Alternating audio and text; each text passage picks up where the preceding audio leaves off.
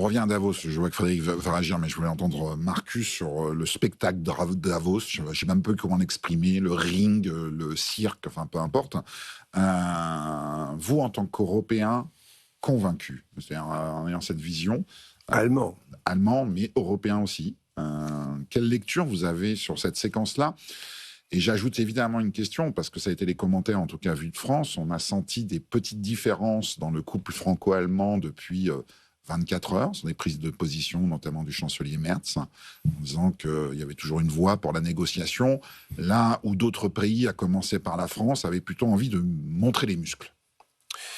Écoutez, je suis tenté de faire des commentaires surtout un peu critiques de ce que notre collègue vient de dire, et je ne peux pas vous confirmer d'être en total accord avec la position du gouvernement allemand.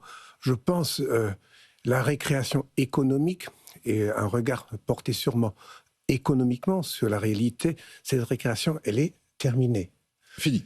Elle est terminée. Et l'approche allemande de se définir, de se réduire à un PIB est totalement dérisoire. C'est presque obsolète.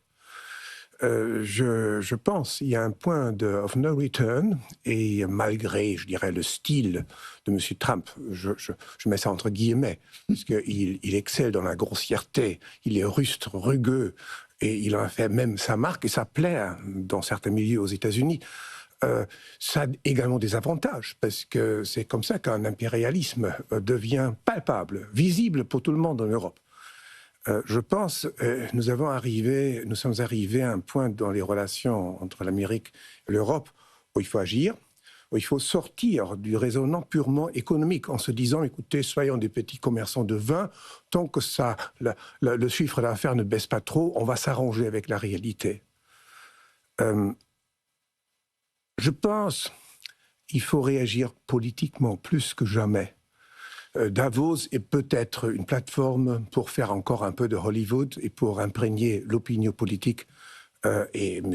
Trump est un produit fait par les médias, qui s'est toujours servi des médias. Il a, nul doute, un très grand charisme. Mais il est temps de réagir et de frapper très très fort.